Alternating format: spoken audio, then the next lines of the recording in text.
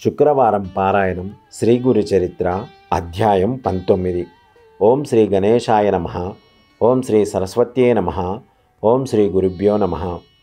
నామధారకుడు స్వామి అశ్వత్థ వృక్షం అంటే రావి చెట్టు వంటి పవిత్రమైన వృక్షాలెన్నో ఉండగా శ్రీగురుడు ప్రత్యేకంగా ఔదుంబర వృక్షం అంటే మేడి చెట్టు మూలంలోనే నివసించడానికి కారణమేమి అని ప్రశ్నించాడు. అప్పుడు సిద్ధమునీంద్రుడు ఇలా చెప్పారు. పూర్వము నరసింహస్వామి అవతరించి హిరణ్యకశిపుణ్ణి చంపినప్పుడు ఆ రాక్షసుని కడుపులోనున్న దుష్టమైన రక్తం స్వామి చేతి గోళ్ళకు అంటుకొని ఆయన గోళ్ళు విపరీతంగా మంటలు పుట్టసాగాయి.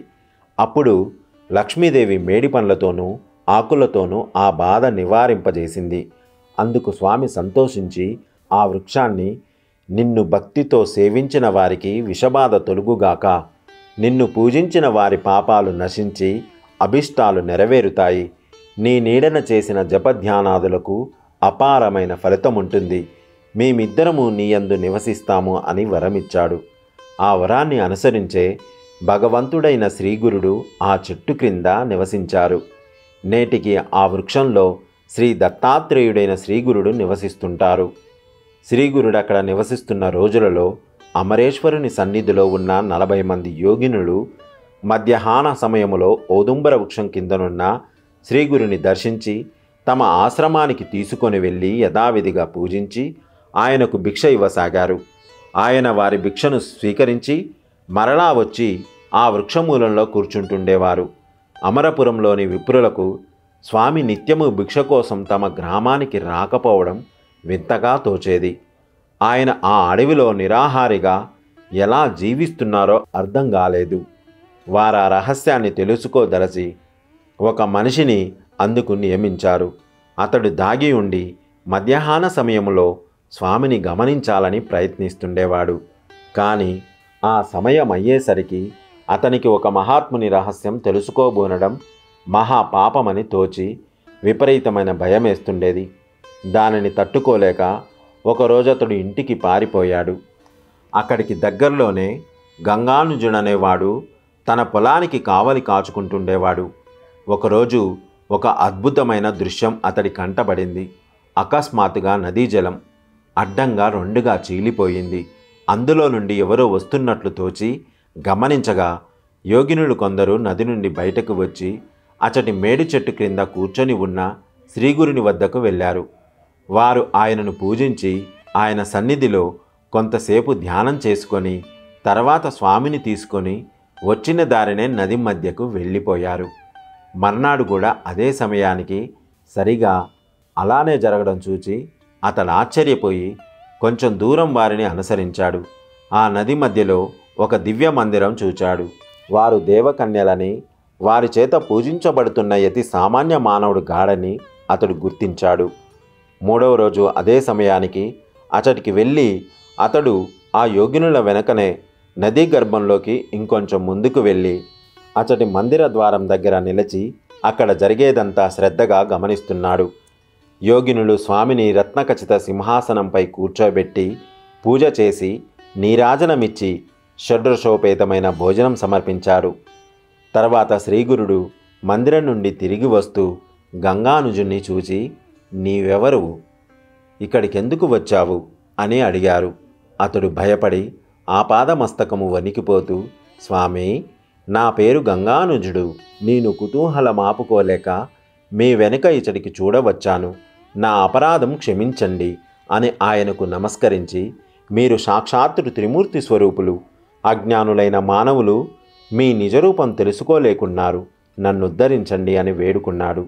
స్వామి సంతోషించి, నాయనా, నేటితో నీ కష్టాలన్నీ తీరిపోయాయి, నీవు కోరుకున్నవన్నీ నీకు లభిస్తాయి.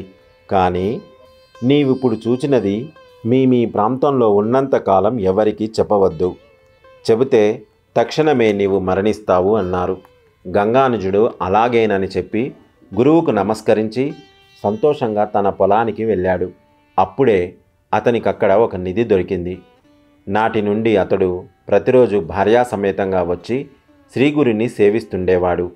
ఒక మాఘ పూర్ణమి రోజున గంగానుజుడు యథాప్రకారం శ్రీగురిని దర్శించి, స్వామి, మాఘమాసంలో ప్రయాగ, కాశీ, గయలలో స్నానం చేయడం ఎంతో పుణ్యమని చెబుతారు. కానీ వాటిని నేను దర్శించనైనా లేదు. ఆ క్షేత్రాల మహత్యము వినినా కూడా పుణ్యం వస్తుందంటారు. కనుక దయతో వాటిని వివరించి చెప్పండి అని కోరాడు. శ్రీ నృసింహ సరస్వతి సంతోషించి, ఈ కృష్ణా పంచనది సంగమం సాక్షాత్తు ప్రయాగమే.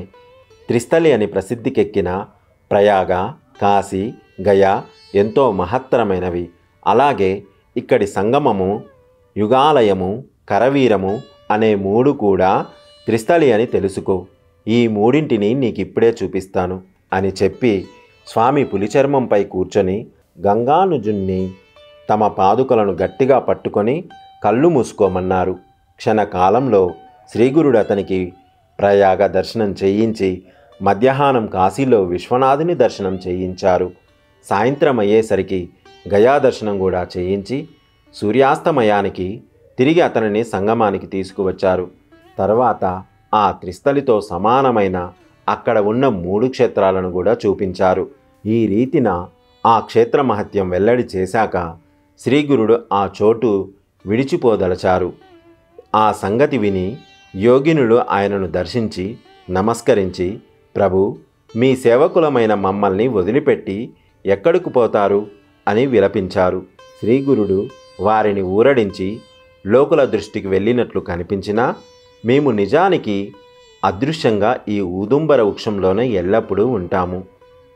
మీరు కూడా మనోహరమైన ఈ కల్పవృక్షంలోనే నివసించండి. అమరపురానికి తూర్పు దిశన మా నివాసమైన ఈ క్షేత్రం లోక ప్రసిద్ధమవుతుంది. ఇక్కడ అన్నపూర్ణాదేవిని కూడా మేము ప్రతిష్ఠిస్తాము. మమ్మల్ని, ఈ ఊదుంబర వృక్షాన్ని, మా పాదుకలను, ద్విజులను పూజించి ఇచ్చటి తీర్థాలలో స్నానం చేసిన వారికి సర్వపాపాలు నశించి అపారమైన పుణ్యం సమకూరి కోరినవన్నీ నెరవేరుతాయి. ఈ వృక్షం కింద చేసిన జపము, హోమము, రుద్రాభిషేకము మొదలైన సత్కార్యాలకు 1,000,000 రెట్లు ఫలముంటుంది. ఇచ్చటి పాదుకలను పూజించి నెమ్మదిగా ప్రదక్షిణలు చేసి ప్రతి ప్రదక్షిణానికి చివర నమస్కారం చేసిన వారికి సర్వరోగాలు నశిస్తాయి అని చెప్పి శ్రీగురుడు ఆశ్వీజ బహుళ ద్వాదశి నాడు గంధర్వ నగరంలోని భీమా అమరజ సంగమానికి వెళ్ళారు. శ్రీ నృసింహ సరస్వతి స్వామి విశ్వరూపుడైన జగన్నాథుడు.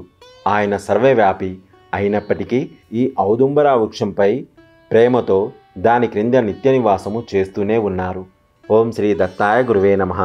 శ్రీ శ్రీపాద శ్రీవల్లభాయ నమః. శ్రీ నృసింహ సరస్వత్యే నమః.